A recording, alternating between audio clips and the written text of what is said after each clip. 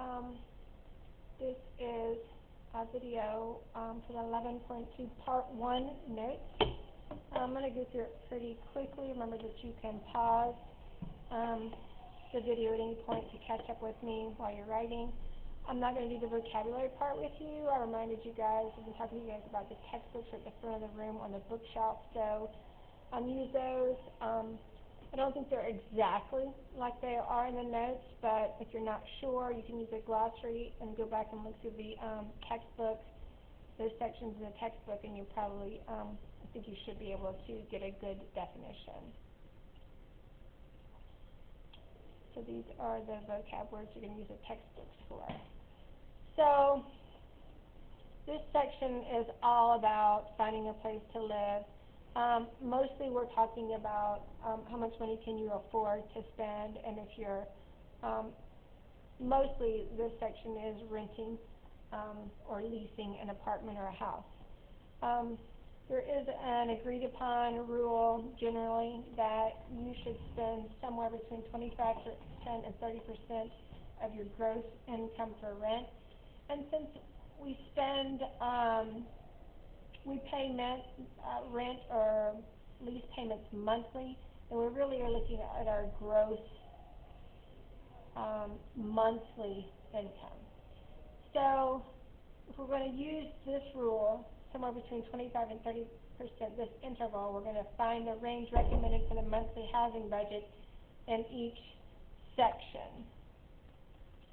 So if Linda makes $6,000 per month, and that's her gross monthly income, then we want to find the range of rents that would work, payments that would work for her. So somewhere between 25 and 30% of her income. So you're going to find 25% of $6,000. Remember, convert that to a decimal, or just use the percent button on your calculator. So the low range of rent would be $1,500, and then find the upper limit of recommended lease payments, so 30% of her gross $6,000 per month. So her range should be somewhere between $1,500 and $1,800 per month. So if you make less, your range is going to be in the smaller range, smaller dollar values. If you make more, then yours is going to be bigger. Mark makes $86,000 per year, so the same thing. We're going to find, so this one, it talks about per year, right? So we pay rent or lease payments per month. So the first thing we want to find is, what is his gross monthly income? So we're going to take his $86,000 per year and divide it by 12. So he has an expendable or gross income of $7,166.67. So that's the number we're going to take 25% of for the low end of rent, $1,799, and then we're going to find 30% of that value as well. 30% times $7,166.67 for the upper range of the recommended budget to rent. So his range of values, somewhere between $1,791 and $2,150, is what experts say he should be spending on his rent. For number 4, they give Megan's income per week, but you don't pay rent per week, so we're going to convert that to her monthly income again. So she has the same gross monthly income as Linda. They just gave it to us in a different form. So 25% is $1,500 and 30% is $1,800, just like Linda. So her range would be the same because their monthly gross income is the same. So we want to know if Adina can afford this apartment, and that's based on the 25 and 30% monthly income, 25 and 30% of your monthly income rule. She found an apartment for $1,500 per month, and she makes $53,112 per year. So we need to convert this to her monthly income. So that would be $4,426. You should divide it by 12 months. And then we're going to take the 25% of this amount, the 30% of this amount. Remember, of means multiply. So the low end is $1,106.50. The higher end is $1,327.80. So that is the range she should be paying, and this rent, $1,500, is more than the high limit. So it's not recommended that she rent that apartment for $1,500 a month. All right, Matilda makes $86,450 per year. She wants to rent this apartment for $1,650 per month, and we want to know, can she afford it? So first thing we're going to do again is convert this annual rent to her monthly income. I'm sorry, not annual rent, but annual income to her monthly income by dividing by 12. So $7,204.17 is her monthly income. I'm going to find 25% to the lower end, so 0.25 times $7,204.17. We're going to find 30% of that same gross income, monthly income. So the low end would be $1,801.04, and the higher end would be $2,161.25. So if I'm going too fast, what this means is it is recommended. Now, can she spend less than that? Sure, it's not a bad thing to get an apartment for cheaper, but this is where typically if you make this amount of money, this is the apartment ranges you're going to look at, because you're going to get a nicer apartment, right? So, and if you fall between 25 and 30% of your monthly income, experts agree that you can probably afford that. So this apartment is within that range. Actually, it's below that range, right? So $1,650 is less than her minimum, so that would be a great find for her if she likes that apartment. Here they give you the gross income, but now we've got to find, really it's your expendable income. So if they don't give us what the deductions for her other expenses, we just go with what they gave us. Like here they just told us this is the number we're looking at, but here they're giving us more information. They're giving us the percent of her gross earnings that she pays in taxes. 24% of her gross income she pays, monthly income she pays in student loans, and she is saving to buy a house. She's spending using 15% of her income to pay towards a credit card balance, and she wants an apartment that will be $1,800 a month. So does she make enough money for that? First glance to me it says no, but let's see. First thing we're going to do is we're going to find what her net income that she has to spend. So all of these are based on her total gross income, so we can just add all those percents together. So she already is paying out over half of her income in these expenses and taxes. So 54% of her $3,840 is what we're going to subtract from her $3,840. So these are the amounts she's already designated for other things in her budget. So we're going to subtract that from her monthly gross income. So this $1,766.40, that's what she has left. So $1,766 is less than the monthly rent, so she definitely will not be able to afford to rent an $1,800 apartment.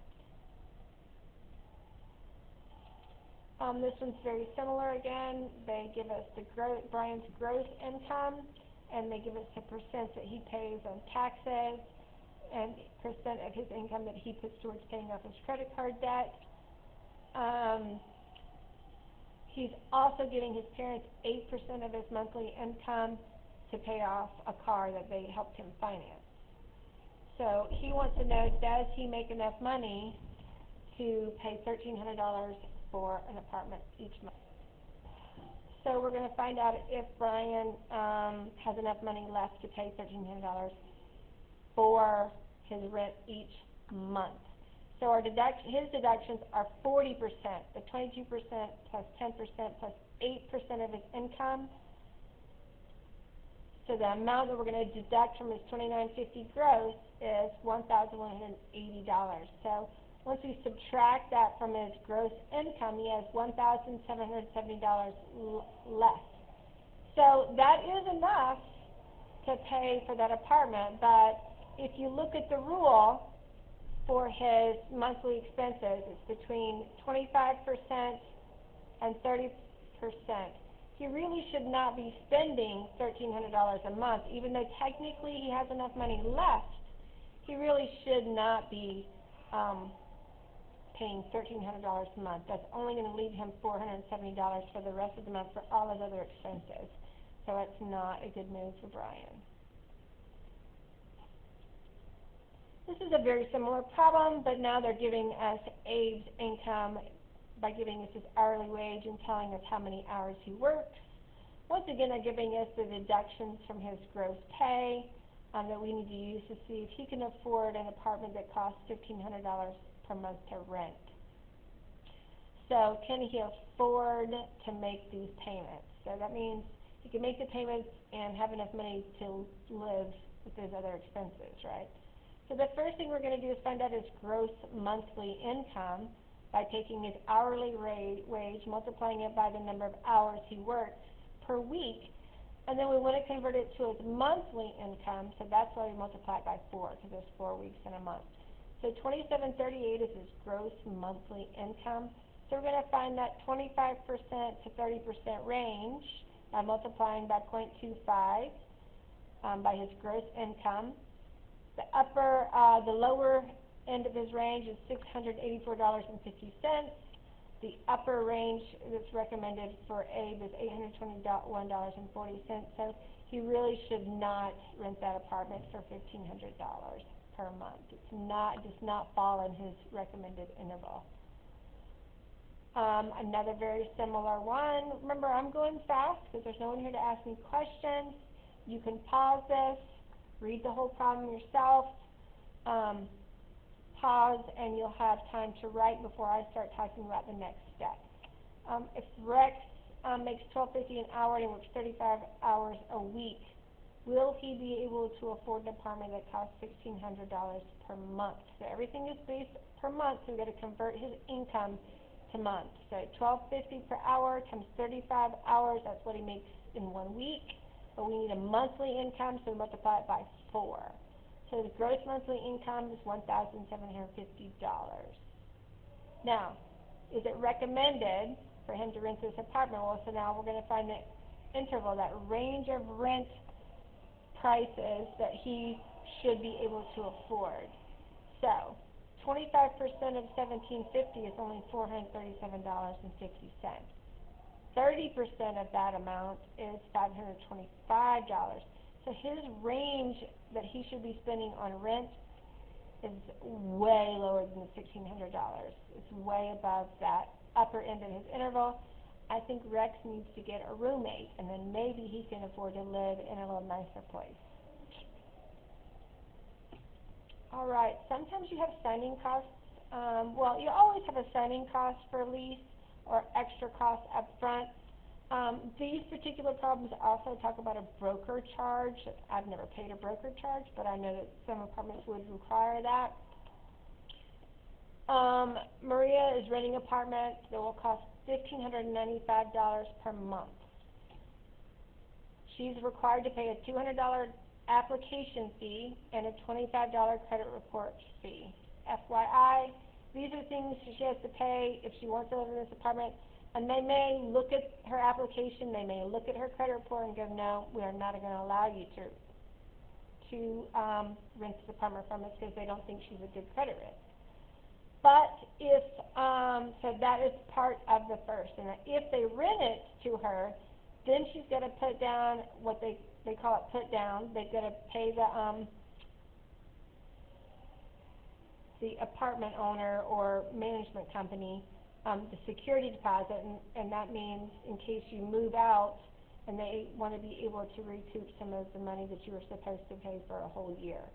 So you have to pay the $200 plus $25 plus 1 month's rent, and then also pay the first month's rent at the time of the lease. So you basically pay your rent in advance, and you make one extra payment at the end for the last payment of the lease.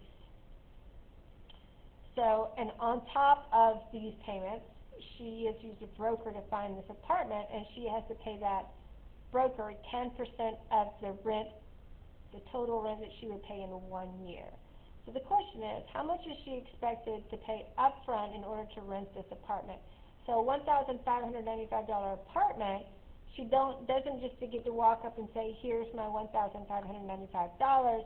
There's a lot of expenses for your first month moving in. So it's going to be equal to the application fee, the credit report fee, the first, 1 month's rent, and the last month's rent.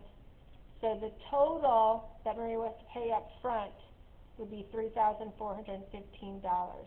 So can she afford to, how much is she expected in order to rent the apartment?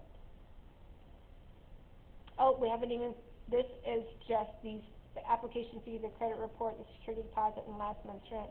We can't forget her broker charges is 10%. So the $1,595 is just the cost for 1 month. If you're paying 10% of the yearly rent, then you have to compute the yearly rent, so the monthly rent times 12, and then you take 10% of that. So 10% of $19,140 is $1,914. So if you add the broker fee to the other fees, the total that Maria has to pay up front would be $5,329. This one is very similar. Jeff is renting an apartment that would cost $1,075. His application fee is per month. His application fee is $100, and credit report fee that same $25.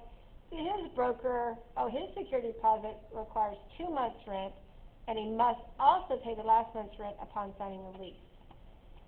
His broker only charges 5% of the total year's rent for finding the apartment, and the question is, how much does he have to pay up front? That means before he gets to move into his apartment, how much does he have to give the management company that's paying, that he's renting the apartment from? So start with the application fee, the credit report fee, 2 months rent, right here, 2 months rent, and then the last month's rent.